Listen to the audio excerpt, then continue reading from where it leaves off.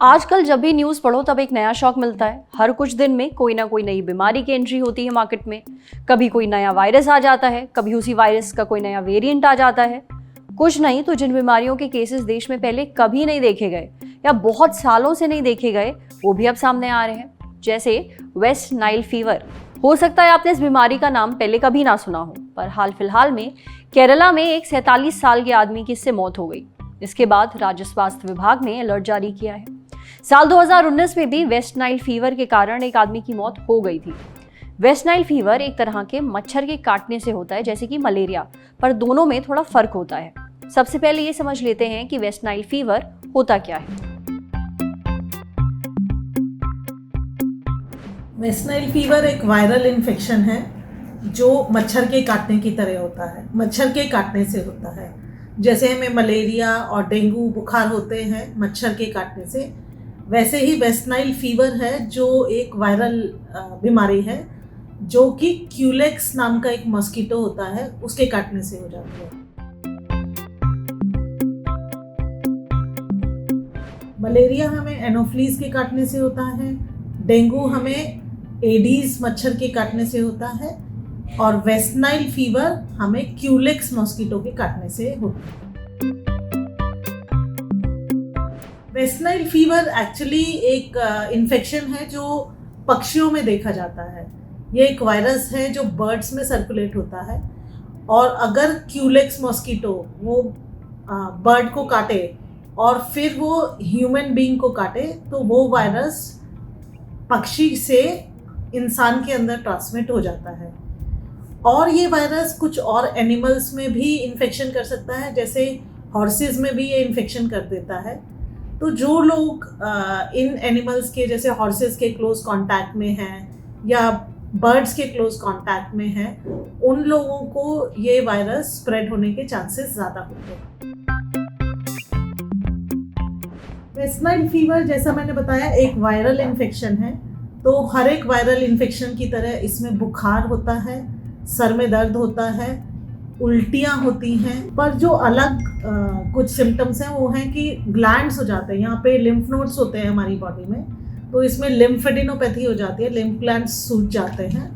दूसरा उसमें रैशेस आ जाता है, स्किन के ऊपर लाल लाल दाने हो जाते हैं जो मलेरिया या टाइफॉइड इस तरह की बीमारियों में अक्सर नहीं देखे जाते।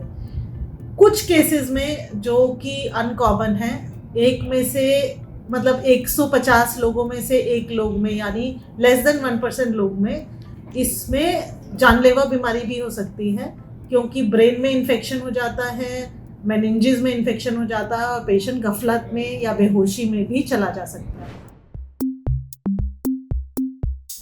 क्योंकि वेस्ट नाइल फीवर मच्छर के काटने से होता है, तो बचाव का तो सिंपल उपाय है कि मच्छरों से बचाव किया जाए। कहीं पे गंदगी ना हो, मच्छरों या पानी को इकट्ठा ना होने दिया जाए। आप मॉस्किटो रेपेलेंट पैचेस पहनिए या मच्छरदानी लगाइए, फुल स्लीव्स के कपड़े पहनिए, जहाँ पे भी मच्छर के लार्वा हो सकते हैं लार्वा को मार दीजिए और अपने आप को मच्छरों से दूर रखिए जाए। दूसरा, जो लोग क्लोज कांटेक्ट में हैं बर्ड्स के या हॉर्सेस के, उनको भी अपना ध्यान रखना चाहिए कि वहाँ उस एरिया में मच्छर ना हो जो बर्ड्स को काटे और फिर आपको काटे। West Nile fever viral illness है जो 80% 90% लोगों में कोई इन्फेक्शन, कोई उसके साइंस एंड सिम्टम्स नहीं होते, एसिम्टोमेटिक हो जाता है।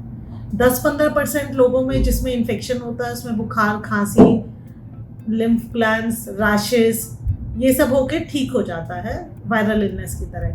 बट 1% लोगों में दिमागी बुखार हो सकता है, दौरे पड़ सकते हैं, सर में दर्द हो सकता है, उल्टियाँ आ सकती हैं या आदमी की जान भी जा सकती है। बट ऐसा कम लोगों में होता है, बट अगर ऐसा होता है, अगर ब्रेन का इन्वॉल्वमेंट होता है तो वो जानलेवा भी हो सकता है। जैसा हम हमेशा कहते हैं, आज के समय में कोई भी बीमारी या कोई भी वायरस एक एरिया तक सीमित होकर नहीं रहता है, इसलिए उसके बारे में जागरूकता होना ज़रूरी है।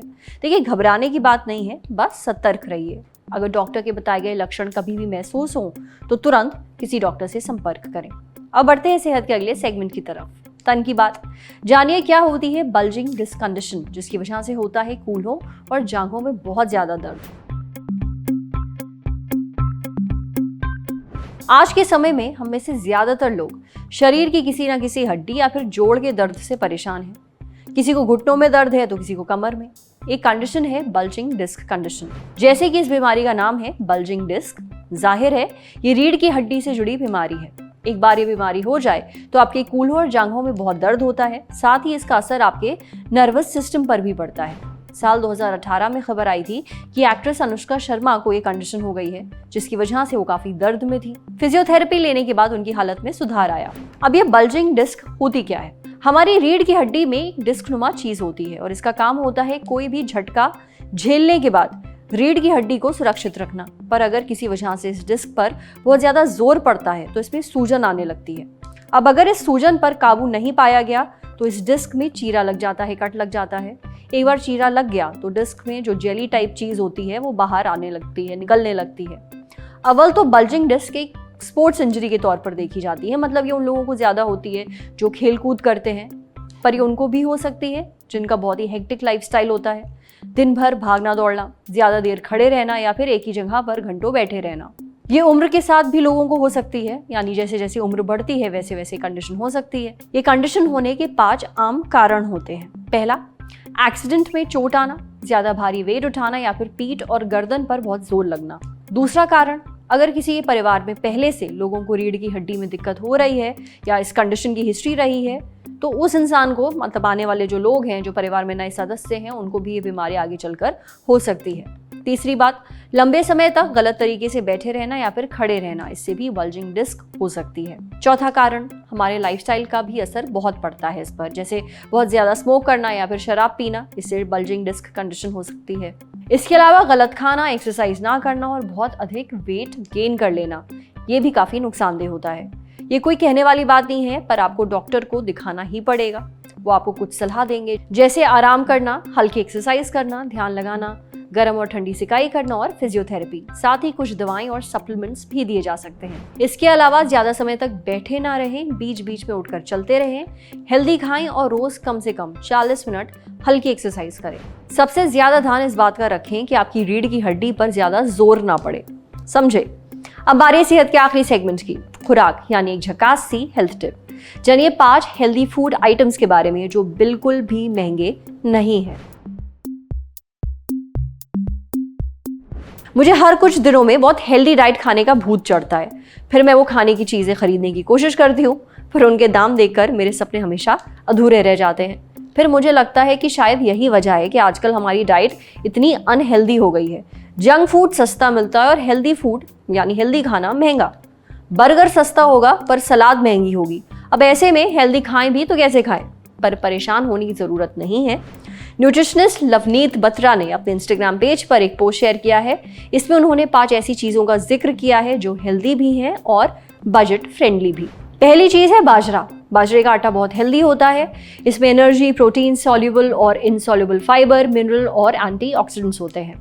दूसरी चीज है केला। केले में potassium, fibre, calcium, manganese, magnesium, iron, folate और विटामिन B6 होता है। तीसरी चीज, अगर आप नॉनवेज नहीं खाते हैं तो सफेद चना प्रोटीन का एक बहुत अच्छा सोर्स है। इसमें फाइबर, विटामिन और मिनरल्स होते हैं। चौथा ऑप्शन है पालक। इसमें विटामिन K होता है। आप इसे सलाद में खा सकते हैं, स्मूदी बना सकते हैं या सूप भी पी सकते हैं। और 5वां ऑप्शन है मूंग की दाल। इसमें प्रोटीन और फाइबर ज्यादा होता है और कैलोरीज कम होती हैं। ये आपकी मांसपेशियों के लिए अच्छी है और साथ ही आपका पेट जो है वो ज्यादा देर तक भरा हुआ लगता है, तो आप ओवर ईट नहीं करते। आज सेहत पर इतना ही। अगर आप एक डॉक्टर हैं, हमसे कुछ शेयर करना चाहते हैं तो जो ईमेल आईडी इस वक्त आपको अपनी स्क्रीन पर दिख रही है उस पर हमें एक मेल भेज दीजिए। ये वीडियो फेसबुक पर देख रहे हैं तो हमारे फेसबुक पेज को लाइक करिए, यूट्यूब पर देख रहे हैं तो हमारे चैनल को सब्सक्राइब करिए, बेल आइकन पर ज़रूर क्लिक कर दीजिए ताकि जब भी हम कोई नया वीडियो अपलोड करें तो उसका नोटिफिकेशन आप तक सबसे पहले पहुंचे। शुक्रिया।